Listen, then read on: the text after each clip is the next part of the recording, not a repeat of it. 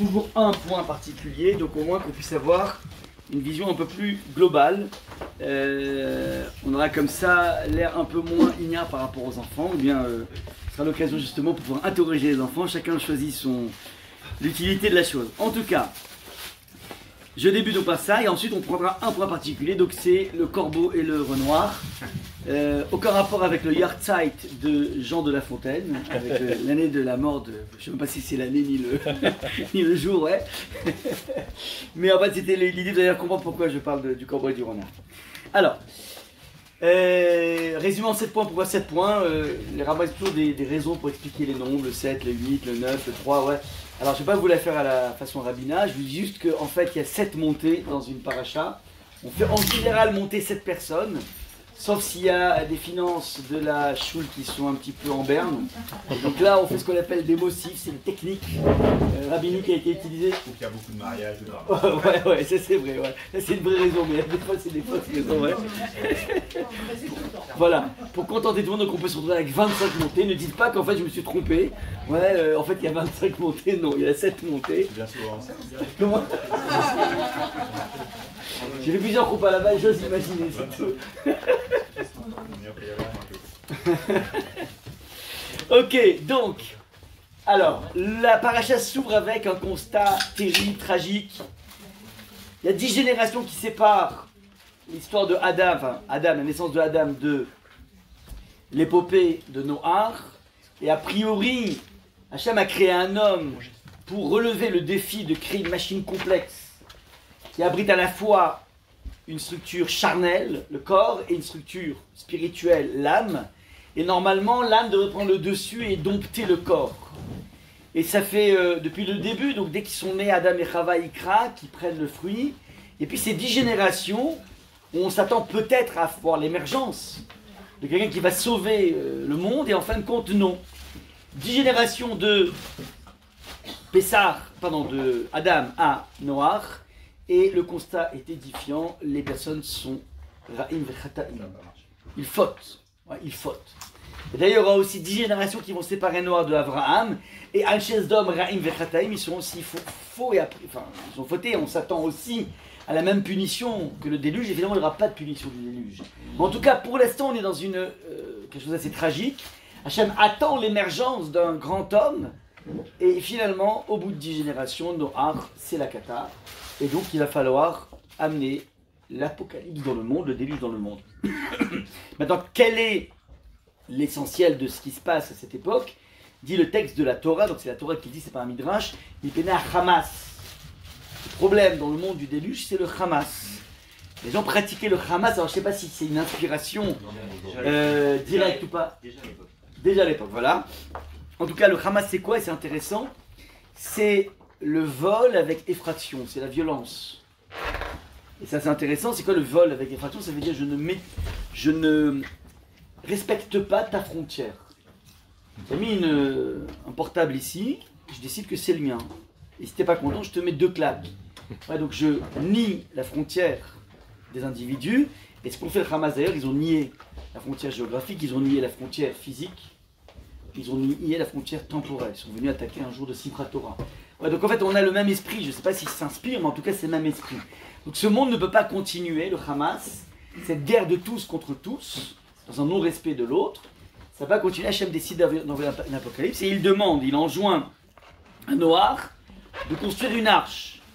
Noach va planter des arbres, va récupérer le bois, va ensuite construire cette arche. Il met 120 ans pour la construire. Donc c'est un sacré projet. Ouais, un sacré projet. Et pourquoi 120 ans? Pour essayer de créer du teasing. Les gens disent, mais qu'est-ce que tu fous là? Il dit, ben je construis une arche, mais pourquoi tu fais une si grande arche? Quel est l'intérêt? Parce qu'il va y avoir un maboul, un déluge.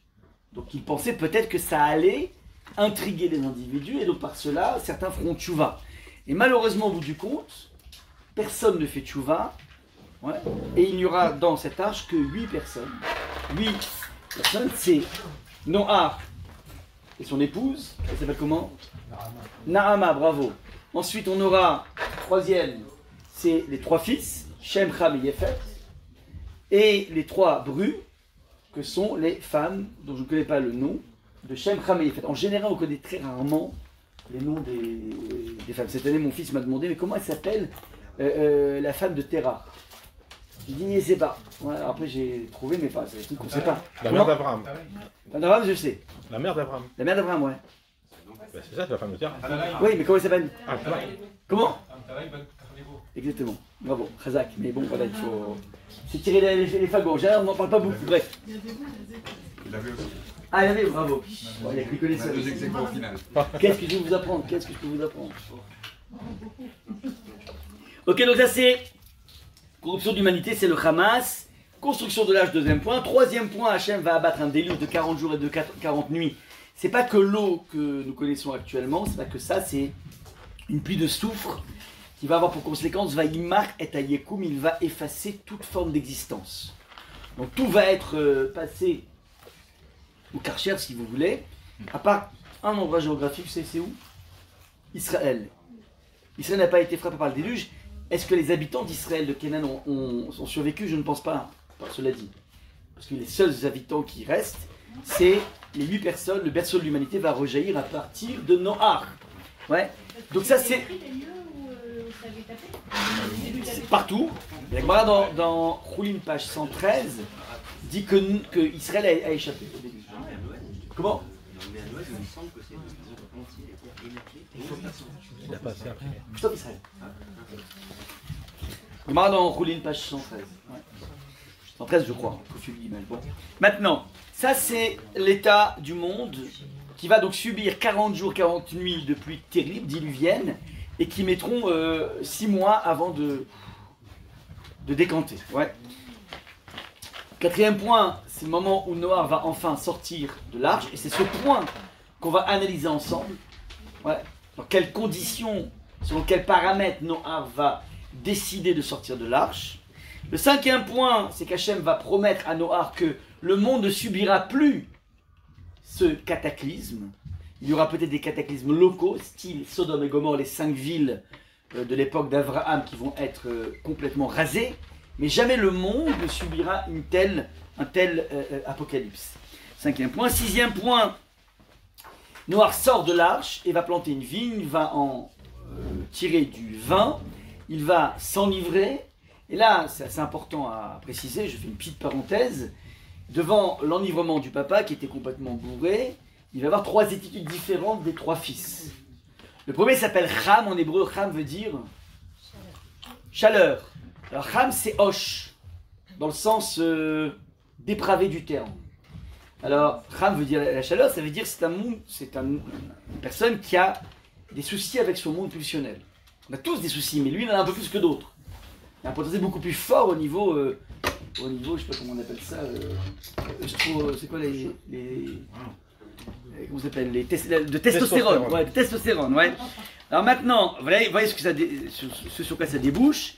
Il voit son père tout nu dans la tente, nous dit Rashi, ouais, qu'il va à minimum castrer son père, voire avoir une relation avec lui. Que veut dire ce Rashi? J'ai jamais compris. Parce que qu'il y ait des abus des parents envers les enfants, malheureusement, c'est connu. Enfin, en tout cas, ça a toujours existé, et c'est connu de plus en plus, pas parce qu'il y en a de plus en plus. En tout cas, aujourd'hui, les langues se délient. Ouais, donc c'est la mode aujourd'hui de dire, voilà, bon. Mais à l'envers, je ne connais pas ça. Des abus d'un enfant vis-à-vis de son père. Ouais, ça, c'était un truc, on n'a pas ça dans les faits divers, a priori. Ouais. Donc qu'est-ce que veut nous dire ici Rashi? S'agit-il de quelque chose de juste psychanalytique ou pas? J'en sais rien. Enfin, Rashi n'est pas seul à le dire. Il importe une donnée qui est marquée dans la Gemara. En fait, c'est une divergence d'opinion entre Rav et Shmuel. Jusqu'à où est allé Cham? Est-ce qu'il a juste castré son père ou bien il était un peu plus? Une petite parenthèse. Ensuite, une fois qu'il a fait ça, non seulement il n'est pas honteux de ce qu'il a fait, mais en plus il va prévenir les frères en disant et les frères XPTDR, papa tout nu dans la tente. Les frères entendent ça, ils sont choqués. Ils décident de prendre une couverture pour aller couvrir la nudité de papa. Et nous dit le texte, Vaïkar, Shem, Vayefet et Asimla. Shem et Yefet a pris la couverture. Ils marchèrent à reculons pour couvrir la nudité. Et on avait déjà vu ce Rashi dans les Gilgulim précédents qui disait qu'en fait Vaïkar aurait dû être Vaïkrou. Ils ont pris au pluriel. Ah oui. Pourquoi Vaïkar? Pour dire en fait que Shem a eu l'initiative de couvrir le père et Yefet n'a été qu'un follower. Il y a les leaders et les followers, c'est comme ça dans la vie. Et c'est très bien qu'il ait été un follower de quelqu'un de bien plutôt que d'être le follower d'un voyou. Maintenant, par rapport à ces trois attitudes, il va y avoir des punitions divines qui vont se passer. Déjà, donc, Noah va maudire son Aruch, il va maudire Ram et qui va, puisqu'il a été otage de ses pulsions, sa descendance seront des esclaves. Ce sont des personnes qui ne sont pas libres, parce que finalement, si tu es otage de tes pulsions, ça veut dire que tu n'es pas quelqu'un de libre. Alors peut-être que tu t'es éclaté, mais ton éclatade ne sert à rien, puisqu'elle est juste révélatrice du fait que tu es totalement prisonnier. Tu n'es pas libre, donc en fait, c'est pas une vraie éclatade. Donc ça, c'est la conséquence. Shem ayant une initiative, on aura la mitzvah de mettre un habit. Il a couvert son père, on aura un habit qui s'appelle le tzitzit.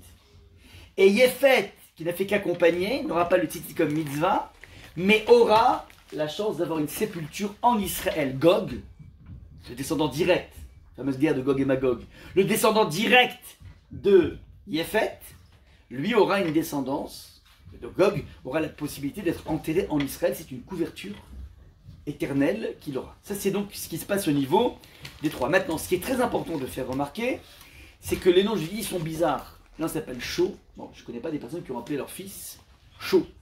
Ouais, ou Hosh. Bizarre, ouais. Même les salons Hosh, j'ai vérifié, personne n'a appelé son enfant Hosh. Ouais. Je connais pas, ouais. Bon, c'est des feuilles, hein, salon Hosh. Bon. Maintenant, Shem en hébreu veut dire Non. le nom. Donner un nom à une chose, à un objet, c'est essayer de traduire la vérité de l'objet. C'est pas la couleur de l'objet. Ouais. Tu dis pas sur ça c'est rouge. Tu dis c'est une canette de coca. Parce que ça définit beaucoup plus la chose que donne-moi ce rouge. Et savent, voir dans le plat de lentilles, alitenina mina adom à adom azé. Il n'arrive même pas à voir que c'est des lentilles, dit Rashi. C'est-à-dire l'idée du cycle. Ouais, parce que c'était la mort de Abraham, donc il fallait évoquer le fait que le monde est un cycle. Il y a un cycle dans la vie, il y a des gens qui vivent, puis ensuite ils meurent, c'est comme ça. Ouais. Et lui, qu'est-ce qu'il voit? Il évoque du rouge. Ouais, c'est pas une définition juste des choses, c'est un aspect. Ouais. Mais je dis canette de coca, on est dans quelque chose de plus proche. Ouais. Maintenant, Shem donc est celui qui s'attache dans la vie à définir les choses. Et donc lorsqu'il voit il entend que son père est tout nu, en tant que tel, de façon essentielle, c'est pas normal que papa soit tout nu, donc il faut que je trouve une solution pour réparer ce problème. Tandis que Yéfet en hébreu, Yéfet vient de Yafé qui veut dire la beauté. Ce qui gêne Yéfet dans la nudité de papa, c'est que c'est moche. C'est chum, un corps tout nu. Yéfet, ouais, donc ému par une réalité non pas éthique comme Shem, mais esthétique. Maintenant, il a une part là-dedans. Enfin, il a un mérite quand même. Ce qui est intéressant, c'est qu'Yéfet va donner Yavan. Yavan, c'est la Grèce. Les descendants directs s'appellent Yavan, la Grèce. Et on sait à quel point la Grèce a été mue par la recherche dans le monde du beau. C'est eux qui ont inventé les canons de beauté au niveau architectural, au niveau scriptural, à tous les niveaux. Ouais, au niveau philosophique. Le beau, c'est l'apanage du monde grec. Ouais. Maintenant, paradoxalement, ils vont au contraire cultiver le nu. Rappelez-vous toutes ces poteries, on a appris en classe de 6e, ouais, où vous voyez des athlètes qui sont tous nus. Donc ils vont petit à petit décaler, mais en tout cas à la base, ce qui meut le monde grec, duquel le Rome va s'inspirer totalement, c'est, on est donc dans la Grèce c'est à moins 300, Aristote c'est moins 300, et le développement de la Grèce effective au niveau Hanouka ça va être moins 150, et bien en fait c'est le rapport au beau. Maintenant, je rappelle un point extrêmement important. Quand on dit que Shem est attaché à la vérité des choses, donc donner un nom à une chose, c'est ce qui va donner le concept de sémite et de antisémite. Un antisémite est une personne qui s'oppose au Shem, qui s'oppose au nom que nous donnons aux choses. Et donc c'est là, comme ça que ça commence. Quand tu décides de donner une étiquette sur Gaza en disant que c'est un génocide, alors qu'on n'a aucune instance officielle n'a pu dire cela, et c'est impossible de dire parce que tu ne peux pas parler d'un génocide, ouais, lorsque la population a augmenté. Il y a un truc qui cloche ici, c'est tout simple. Il y a énormément d'arguments pour expliquer, en fait c'est n'importe quoi. Lorsque dans la fac, ouais, Paris 8, l'histoire a éclaté hier, il y a 200 personnes qui applaudissent en disant que tout ce qui s'est passé cet octobre, c'est ce qu'on appelle de la résistance. Donc essayer d'apposer une étiquette de Jean Moulin à ce qui s'est passé au 7 octobre, mais oh, c'est l'antisémitisme. C'est ça l'antisémitisme. On n'est pas d'accord sur la définition des choses. Et ce problème d'antisémitisme est un problème beaucoup plus grave que les LFistes, beaucoup plus étendu que les LFistes. Puisque la majeure partie du monde occidental, qui n'est pas forcément tous des LFistes, Baruch Hashem, Chasdé Hashem, ouais, de l'ultra-gauche, flirte avec l'idée génocide, pas génocide, ça veut dire qu'il taquine un petit peu, ouais, cette nouvelle définition des choses. Et en tant que tel, c'est l'antisémitisme. Vous comprenez pas? Donc c'est pas forcément mu par une haine du juif, mais on y arrive avec un problème de dictionnaire, un problème de définition. Ouais. Donc maintenant la source elle est là. Shem, il dit papa tout nu, il y a un truc qui cloche, c'est pas possible. Ça va pas. Donc je couvre. Ouais. Il y a des gens qui viennent tuer des bébés, il y a un truc qui cloche. Ouais, c'est tout, point barre, on doit s'arrêter là. Tu peux pas, c'est impossible d'appeler ça la résistance. C'est pas possible. Ça n'a aucun sens. Et pourtant c'est une idée qui fait son chemin. Prochaine étape, ils vont aller à Rennes, à la fac de Rennes. Ouais. C'est-à-dire, on ne se rend pas compte à quel point les frères musulmans ont réussi petit à petit à métastaser la pensée occidentale dans les facs, au moins dans les facs. On ne se rend pas compte à quel point ils ont réussi à seriner cet antisémitisme par l'appellation des choses. C'est une parenthèse importante, un petit peu pour Shem Ram Vedefo. Maintenant, sixième point, donc Noir s'enivre, et enfin dernier point, c'est septième point, c'est la fameuse tour de Babel, où là, contrairement au début de la paracha, où c'est la guerre de tous contre tous, puisque je ne respecte pas ta frontière, je ne respecte pas ta propriété, là il y a enfin un projet commun, un consensus, mais qui malheureusement est orienté vers une lutte contre Dieu. Mais ça a quand même le mérite d'être un consensus de la population, et donc Hachem ne va pas les tuer, mais tout simplement les disperser, pour leur apprendre à communiquer ensemble. Il y a il y a très longtemps là-bas sur Jackson, je ne vais pas reprendre là-dessus, mais voilà un petit peu les 7 points essentiels. On est bon jusque-là ou pas? Une fois qu'on a ça, je voudrais attaquer deux points essentiels qui sont liés à la sortie de l'arche. Alors, nous dit le texte de la Torah, au bout de 40 jours, Noé ouvrit la fenêtre qu'il avait pratiquée à l'arche. Donc, il avait construit une petite fenêtre qui lui permettait d'avoir une communication avec l'extérieur. Il lâcha le corbeau, donc il ouvre cette fenêtre, cette lucarne. Il lâcha le corbeau qui partit allant et revenant jusqu'à ce que les eaux eussent laissé la terre à sec. On ne lit pas pour l'instant la partie en bleu turquoise, parce qu'on va essayer ensuite d'expliquer. Pour l'instant, il envoie un corbeau, et voilà que ce corbeau semble être allant et revenant. Donc il n'a pas l'air d'aller faire sa mission, il a plutôt de rôder autour de l'arche, jusqu'à ce que les eaux eussent laissé la terre à sec, jusqu'à ce que en fait, la terre se soit tout simplement séchée. C'est bon ou pas? Est-ce qu'on est bon là? Nous dit le texte la suite. Puis, verset numéro 8, il lâcha la colombe, vous regardez que le texte en noir. Puis il lâcha la colombe, puis pour voir si les eaux avaient baissé sur la face du sol. Ouais, alors la première fois, elle revient bredouille. La deuxième fois, verset numéro 11, la colombe revint vers lui sur le soir, tenant dans son bec une feuille d'olivier fraîche. Noé jugea que les eaux avaient baissé sur la terre. Ok? Donc évidemment, si elle revient avec une feuille d'olivier, c'est que l'olivier n'est plus immergé, il est émergé. Puis ensuite, une troisième fois, il envoie, donc il envoie une troisième fois. Et là, elle ne revient pas, donc il se dit, ok, c'est bon, la terre est bonne. Et donc, qu'est-ce qu'il dit? Il suffit dans la 600e année, au premier mois, le premier jour du mois, que les eaux laissèrent à sec. Noé écarta le plafond de l'arche et vit que la surface du sol était desséchée. Et au deuxième mois, le 27e jour du mois, la terre était sèche. Ok? On est bon? La terre était sèche. Voilà un petit peu ce qui est passé ici. Alors on va essayer d'expliquer, à votre avis, pourquoi Noach a envoyé un corbeau, puis ensuite des colombes. À vous de jouer.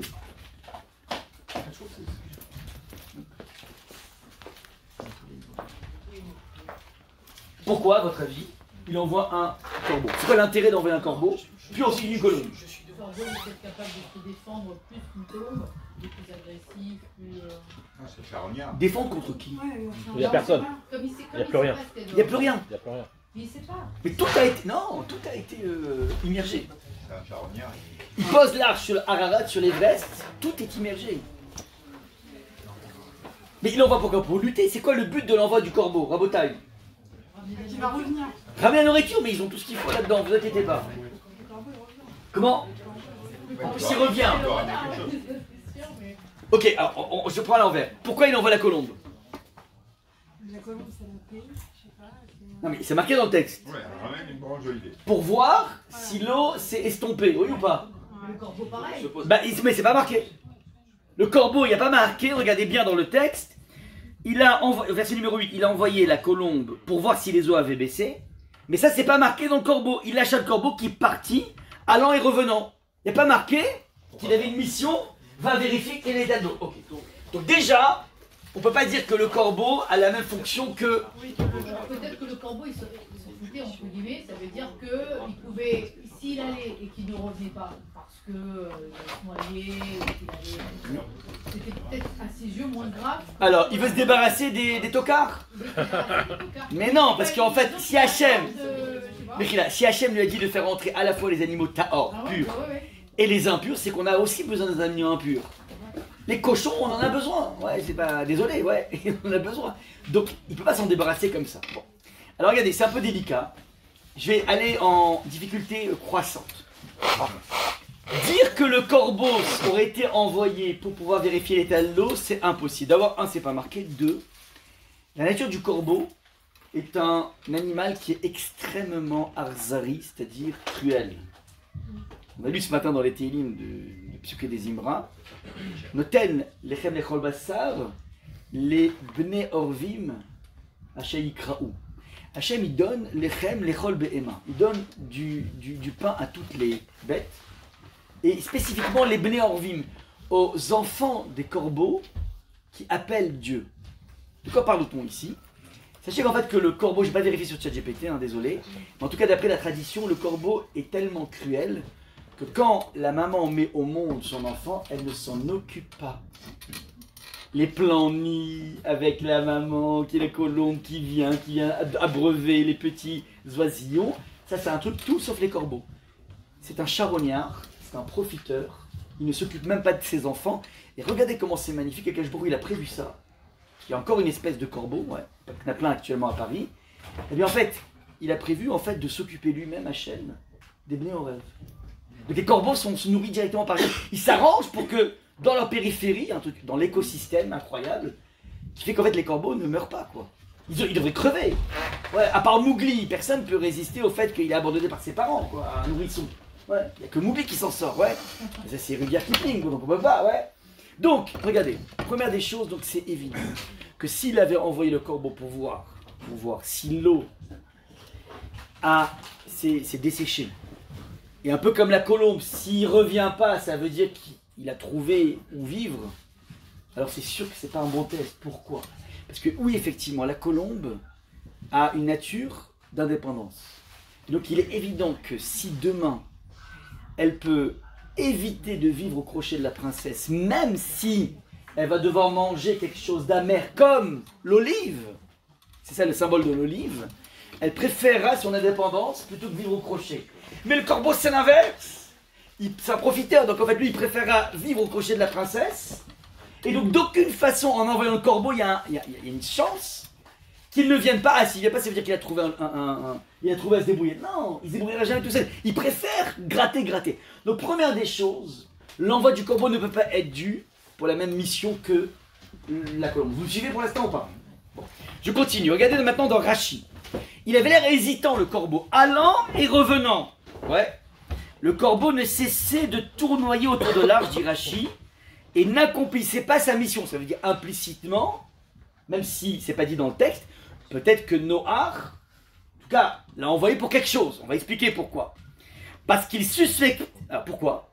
Parce qu'il suspectait sa compagne, donc Madame la Corbette, je ne sais pas si ça se dit, mais c'est pas grave, ainsi que nous le trouvons au dernier chapitre de Traité Sanhédrin. Il a soupçonné que sa Corbette se fasse draguer par Noach, dit le Talmud. Il a eu peur qu'il y ait un badinage amoureux qui naît entre Noach et la Corbette. Ce à quoi Noach va lui dire, attends mais je comprends pas, mais t'es complètement débile. T'es complètement fou. Il a besoin de corbeau.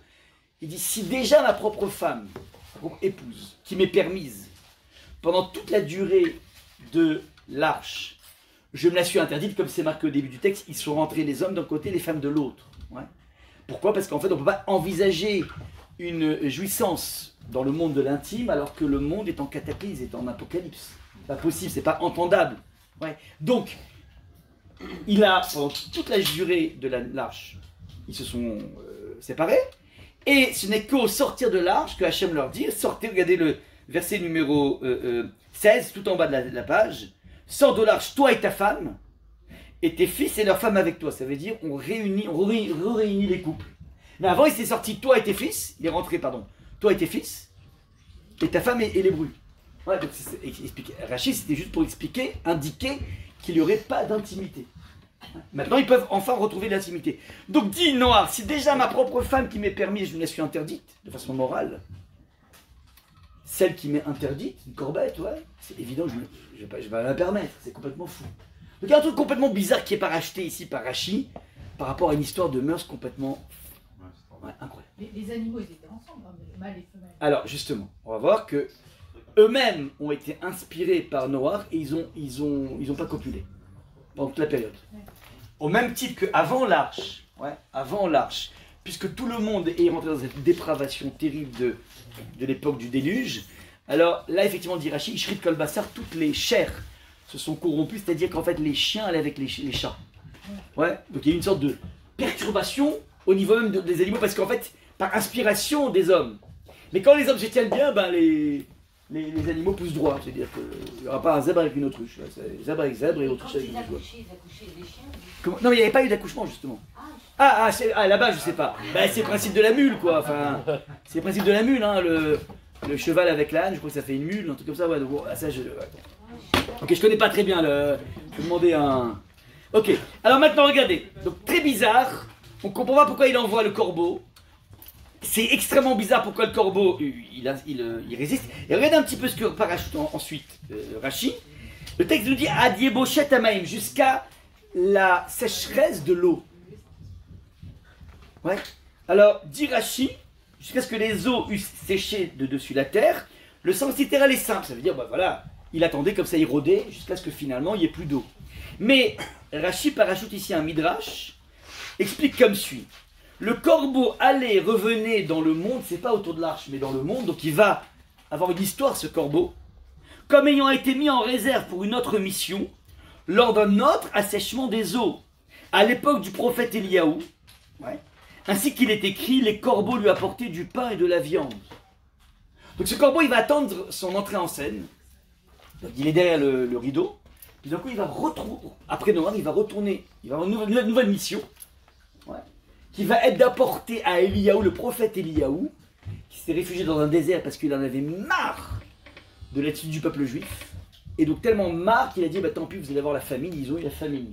Ok. Et lui, il s'était cassé dans le désert, et là-bas, à côté d'un torrent, donc il avait tranquillement l'eau, et puis pour manger, bah, c'est extraordinaire, les corbeaux, le même corbeau, lui amenait, il lui dit le texte, regardez, je vous ai marqué en violet le texte du prophète, les corbeaux lui apportaient du pain et de la viande le matin, du pain et de la viande le soir, et il buvait de l'eau du torrent. Donc, il avait mangal à la hache, comme on dit en turc, midi et soir, il buvait de l'eau, donc il était tranquille, mais le peuple juif était totalement en mode famine. Mais au bout de quelques temps, le torrent se trouva tari, la pluie ayant fait défaut dans le pays.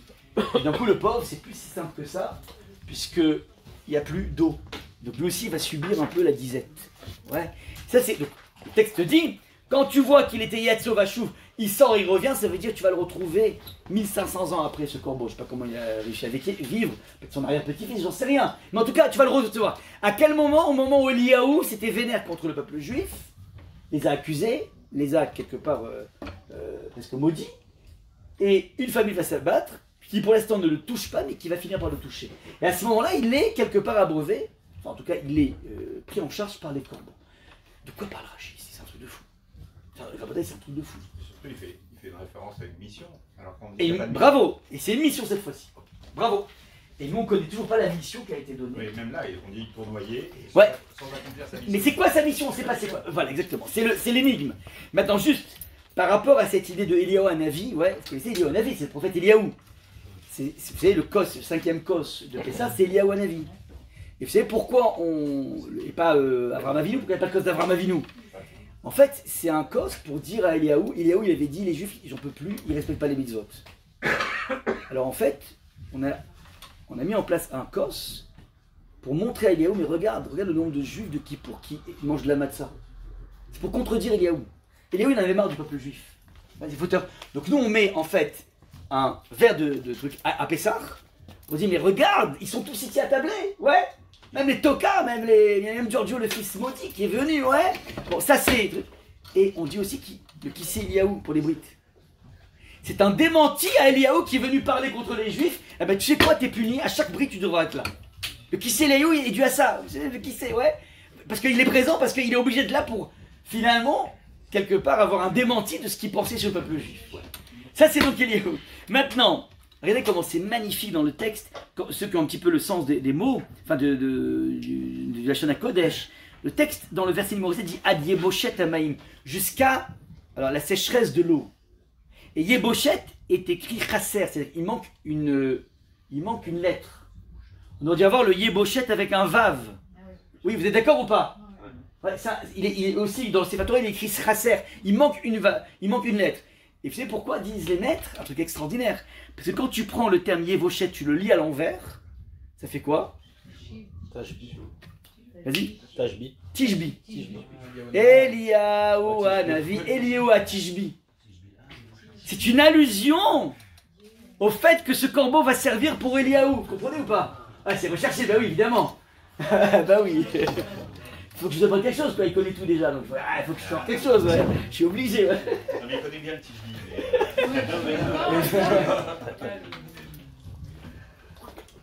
Ok, donc voilà cette référence, cette grosse référence, si vous voulez, par rapport à Eliaou. Maintenant, qu'est-ce qui se passe ici? Rabotai. Il y a ici une mission colossale que Noach envoie par le corbeau. C'est pas du tout pour savoir si l'eau est sèche ou pas. La mission, elle est très simple. Noach comprend qu'il y a une apocalypse, qui sont 8 à être survivants de cette apocalypse. Et quand il voit l'état de l'apocalypse, il dit le Talmud, il va se mettre à pleurer en disant Kajborou, mais pourquoi t'as pas eu pitié de tes créatures? Il y a quelque chose de cruel dans ce que tu as fait, Hachem. Tu as frappé trop fort. C'est quoi ces façons? Et comment il s'exprime? Non, ne parle pas. En fait, il envoie un message. Il envoie le corbeau pour dire à Hachem, t'es cruel comme le corbeau. C'est un dialogue entre Noach et Hachem. D'abord, c'est intéressant, ça veut dire qu'en fait, on peut dialoguer avec Hachem. On a le droit de poser des questions à Hachem.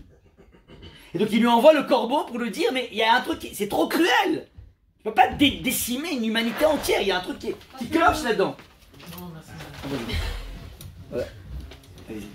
Il y a quelque chose qui cloche là-dedans, c'est pas possible. Ok? Bon. Réponse d'Akadosh Baruch Hu. On accuse Akadosh Baruch Hu et il répond à Hachem. Il répond à Noach, dit le Talmud. Il dit, je comprends pas, c'est maintenant que tu te réveilles, c'est maintenant que tu te mets à pleurer. Quand je t'ai annoncé il y a 120 ans que j'allais détruire l'humanité, qu'est-ce que tu as fait? Il n'y a pas une personne que tu as amenée. Tu n'as même pas prié pour que l'humanité achève. Ça veut dire que quelque part, Noach, tu en as presque fait une affaire personnelle de ce déluge. Quelque part, Noach, tu as un peu de la chance, quoi. Tu étais le borgne dans le royaume des aveugles. Tzaddik Bedorotav. Tzaddik juste Bedorotav, mais que dans sa génération. Dit un des maîtres, Imeaya Bedoroshel. Avraham, il aurait fait partie de la génération de Avraham, il aurait été Nerchev Lekloum, il aurait été rien du tout.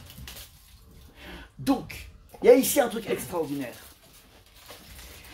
Noach accuse Akadosh Baruch Hu de cruauté, mais il accuse en fin de compte de ce dont lui-même il souffre. Vous comprenez ou pas? C'est un principe, un axiome qui est marqué dans le Talmud qui s'appelle Kol HaPosel Imo Posel. Quand on accuse quelqu'un, c'est toujours en général de ce dont nous-mêmes on a de quoi s'accuser. Et regardez un petit peu comment c'est magnifique. On est ici dans plusieurs illustrations de ce principe. Il y a Noach qui croit qu'Hachem est cruel, mais en fin de compte, c'est Noach qui est cruel. Il y a un corbeau qui soupçonne Noach d'un badinage amoureux avec Madame la Corbette. Tiens, tous les animaux ont respecté la non-intimité, sauf le corbeau. Le corbeau est le seul qui a continué à avoir des vies conjugales avec Madame la Corbette. Toi-même qui n'es pas net par rapport à ça, alors que tout le monde s'abstient, toi tu es encore en train t'éclater. Quand tu vois que Noach t'envoie quelque part, tu es persuadé que c'est pour une raison de mœurs. Mais pourquoi tu dis ça? Parce que toi-même, tu es un tocard par rapport à ça. Et tu viens soupçonner de façon complètement folle Noach qui est considéré comme un tzaddik tamim. Et même si c'était pas un tzaddik, il dit moi-même, ma propre femme qui m'est permis, je me suis interdit, je ne vais pas rentrer dans des univers exotiques, c'est pas possible. Ouais. Ça veut dire que le corbeau subit exactement le même mécanisme. Kol aposel ou oposel. Ça, c'est ce qui se passe ici. On est dans une sorte de chaîne assez incroyable. Ça, c'est ce que vient nous transmettre un petit peu l'envoi du corbeau. Donc, première des choses, Noach parle avec Hachem. Il exprime ses sentiments, même si c'est des sentiments qui sont faux, enfin en tout cas, ils sont vrais à l'intérieur de lui. Mais Hachem va essayer de lui expliquer que finalement, il est atteint par la chose. Petite parenthèse, le Baal Shem Tov dit un truc extraordinaire. Parfois, on est agacé par des rencontres ou par des personnes. Je ne le supporte pas pour ça, je ne la supporte pas pour ça, ouais. Le Baal Shem Tov te dit, sache une chose, une personne qui te fait grincer les dents, qui te crispe, c'est une aide divine pour te montrer exactement le défaut dont toi-même tu as, ce défaut que tu as, qui est enfoui à l'intérieur de toi, et qui t'oblige à regarder les autres que par le prisme de ce défaut que tu as, donc tu ne te captes que le même défaut. Et donc profite, parce que quelque part c'est une sorte de rencontre qui est désagréable, mais qui doit non pas t'aider à essayer d'incriminer l'autre, mais au contraire te dire, oula, si je rencontre cette personne, ça veut dire peut-être qu'à l'intérieur de moi, enfin en fin de compte, c'est vrai qu'à l'intérieur de moi, j'ai un petit peu le même problème, j'ai un petit peu le même défaut. Ça c'est ce que vient ici nous enseigner ici Nora. Maintenant, cette façon de parler avec Akadosh Baruch Hu, c'est quelque chose qui est, enfin, c'est pas toléré, en tout cas on voit pas qu'il a une crise cardiaque juste après. Il s'exprime, il dit ce qu'il ressent. Ça me rappelle étrangement ce que le Klausenburger Rebbe, c'est un rave donc qui est sorti de la Shoah, qui est dans je ne sais plus quel camp, et quand il est sorti, donc il a perdu sa femme et ses 11 enfants, sans compter toute sa famille, les oncles, les tantes et tout. Quand il est sorti des camps, il a levé les yeux au ciel, il a dit à Akadosh Baruch Hu, tu m'as tout enlevé, tu m'as tout pris, ma femme, mes enfants, tout. Mais une chose tu ne pourras jamais m'enlever, c'est la liberté de continuer à croire en toi, malgré ce que j'ai vécu. C'est très très intéressant. C'est-à-dire qu'il est capable de dire, mais il y a un truc qui cloche chez toi. Comment tu peux tout m'enlever? Mais tu sais quoi, c'est pas ça qui va m'empêcher à continuer à croire en toi. Il y a quelque chose qui est une expression d'un paradoxe complètement fou. Ce que je dis pas là, je donne juste cet exemple, que Hachem donne cette latitude de parler avec lui. C'est pas un monde du Mektoub, le monde de la Torah en tout cas. C'est un monde dans lequel on peut parler avec Hachem. On verra qu'Abraham va négocier avec Hachem. Négociation, une négo, pour les gens qui connaissent la négo, ça dure plein de versets, quoi. Et pourquoi? Et 50, et 45, et après 40, et après... Et Rachid va t'expliquer pourquoi, quand il est eu OK pour 50, quand il tente 45 et pas 40. Ouais, parce qu'en fait, il y a toute une logique qui est derrière, une vraie logique d'approche, ouais. Et pourquoi 40, et pourquoi 30, et après 30, pas 35. C'est pas une suite géométrique de raison moins 5, c'est pas ça du tout. Ouais, il y a une logique qui est derrière, ouais. Donc il y a une vraie stratégie d'attaque avec Hachem. Et il s'arrête à 10. Ouais, il s'arrête à 10. Et après, donc il arrête le dégo. Mais en tout cas, tu vois qu'en fait, il y a une latitude de parole avec Akadosh Baruch Hu permanente. Ça, c'est le premier point. Deuxième point que je voulais partager avec vous, qui est exactement lié. Donc Baruch Hashem, maintenant, il sait que que la terre est habitable. Ouais, c'est jouable, c'est praticable. Ouais. Nous dit le texte, Vadeber Elohim el Noach les morts Tseminateva. Hachem dit à Noach, Tseminateva, sors de l'arche, toi, ta femme, tes fils et tes brus. Et évidemment, on est en droit de se poser la question, une fois qu'il a vu que tout était OK, qu'est-ce qui fait que Adam attend l'ordre d'Hachem pour sortir de la Teva? Noach, pardon, ouais. Pourquoi il attend l'ordre d'Hachem? Il n'est pas rentré par l'ordre d'Hachem, il est rentré Bipiné Mehamaboul à cause des eaux du déluge. Pourquoi il attend qu'Hachem lui demande de sortir? Et je vais renforcer cette question en vous montrant le parallèle que le Midrash voit, c'est que ce que le Midrash, avec ses yeux, va interpréter dans ce Tseminateva, sort de cette arche. Il dit, ce sort de cette arche me rappelle, dit le Midrash, un verset chez David Améler dans les Teilim qui dit Otsian imasger nafshi, fais-moi sortir de ma géole, c'est une géole psychologique, de ma déprime, de ma prison, ouais, dit David, pour que je puisse rendre hommage à ton nom, pour te remercier. Les justes feront un cercle autour de moi si tu daignes me combler de tes bienfaits. Ça veut dire, de même que David a supplié Hachem de sortir de sa géole, pour un, remercier Hachem, et pour deux, que les tzadikim fassent une ronde autour de moi pour louer la grandeur d'Hachem, eh bien en fait, Noach est dans le même état d'esprit que David. C'est-à-dire qu'en fait, Noach attend, si vous voulez, la grâce de Dieu de le faire sortir de sa prison. Alors pourquoi une prison large? Parce qu'on sait que c'est une prison, parce que c'est un monde concentrationnaire, parce que pendant 1 an, ils ont passé leur vie à quoi? À nourrir les animaux, du matin au soir. Et une seule fois, Noach, il a un petit peu mis du temps à servir le lion, il a donné un coup de patte, il lui a massacré la hanche, donc il est sorti boiteux, Noach. Une incartade en 1 an. C'est un laboratoire de chesed, cette arche. C'est le monde a péché dans l'absence du don à l'autre. On crée un laboratoire pendant 1 an où les gens vont apprendre, les 8 survivants vont apprendre à donner en permanence. Tu donnes à qui? Même pas des humains, à des animaux. Et tu n'as pas le droit de manger si tu n'as pas de nourrir tout le monde. Je peux imaginer la folie. Donc vous pouvez comprendre normalement que Noach, il aurait dû prendre la poudre d'escampette dès qu'il y a le monde, l'eau est sèche, oui.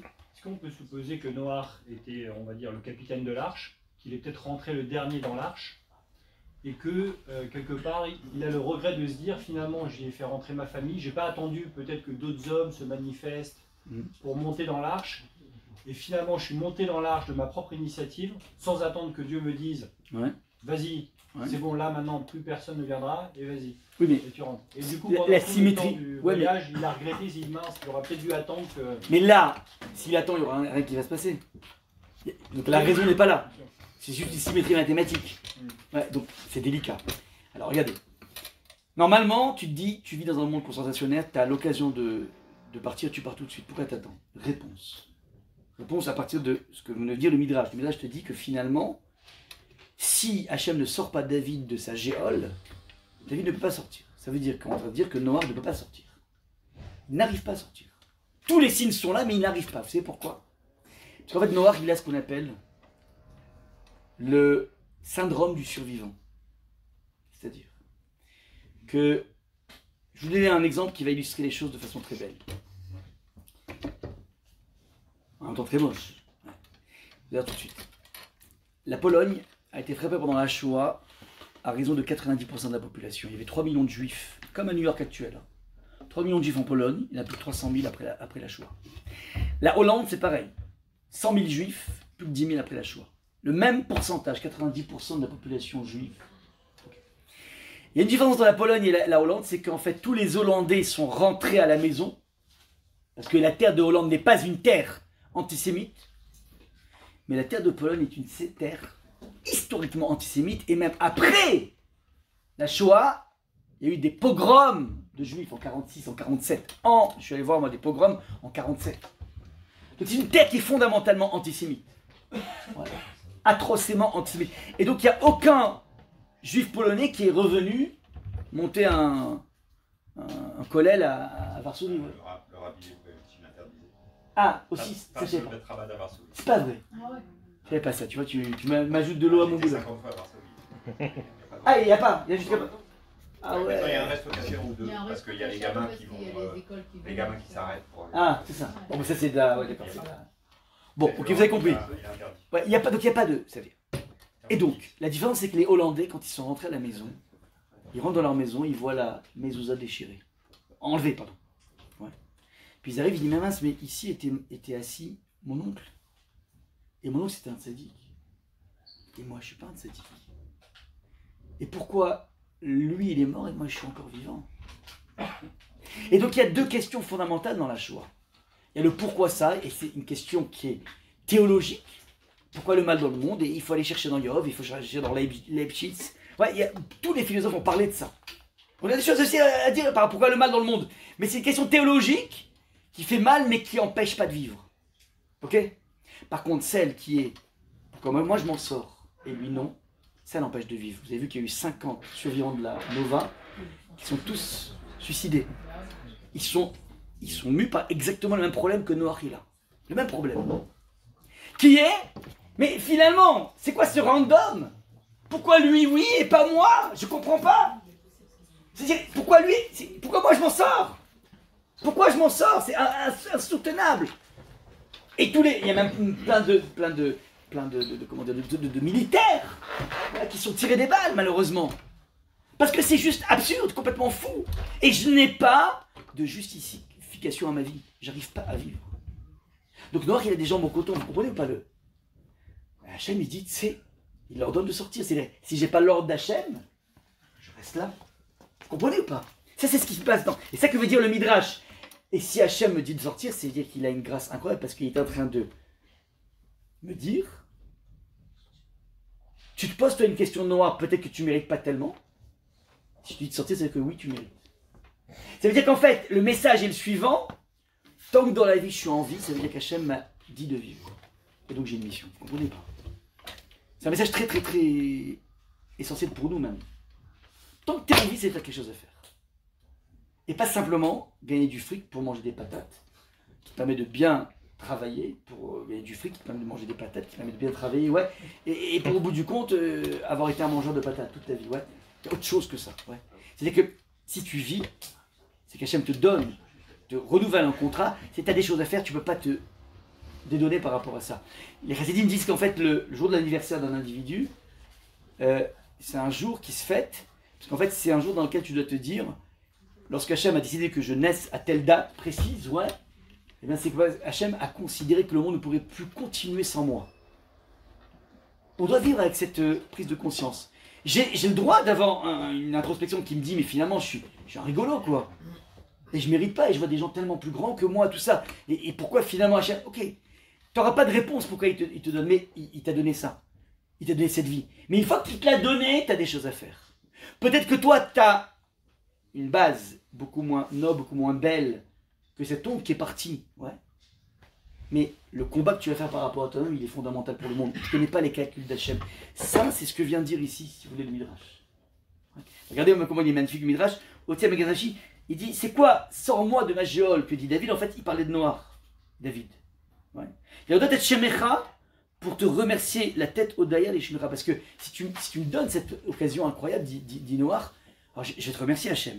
Bi'ektiru tzadikim, yitchalelun, bi tzadikim, ils vont faire une extraordinaire danse. Ça veut dire que les tzadikim vont prendre conscience que Akadosh Baruch Hu, dans le don qu'il fait de la vie, c'est une sorte de mission qu'il te donne. Donc les tzadikim, c'est extraordinaire parce que les tzadikim, très souvent, c'est des gens qui ont des vies pas spécialement sympathiques. Mais ils ont de quoi danser parce que finalement, il y a du sens. Je suis en vie, il y a du sens. Ça, comment dire, c'est le point névralgique. Petite parenthèse, il y a un très très très grand psychanalyste qui a été un peu éclipsé par Freud, mais qui aurait dû être plus grand, enfin plus connu que Freud, c'est Viktor Frankl, ouais, et qui a finalement expliqué que toutes les personnes qui sont sorties dans la Shoah, il a créé donc le concept de la logothérapie. C'est des personnes qui se sont donné une mission dans la Shoah, pendant la Shoah. Qui était par exemple une de dire, voilà, je vais essayer de partager mon pain. Il n'y avait rien, mais je vais essayer de faire vivre l'autre. Et ceux qui avaient un vrai but noble, eux, ils sont sortis. Je ne parle pas de ceux qui sont morts parce qu'il y avait des typhus et tout ça, ouais. Mais parmi ceux qui avaient résisté aux problèmes physiques, ouais, et à la malnutrition. Ouais. En fait, les seuls rescapés sont ceux qui ont donné un sens à leur existence. Ouais. Ça, c'est le point essentiel. C'est ce que vient de dire ici Noir. Donc, on a deux gros messages ici, ouais, pour embrayer une nouvelle humanité, une nouvelle année aussi. Je vous remercie.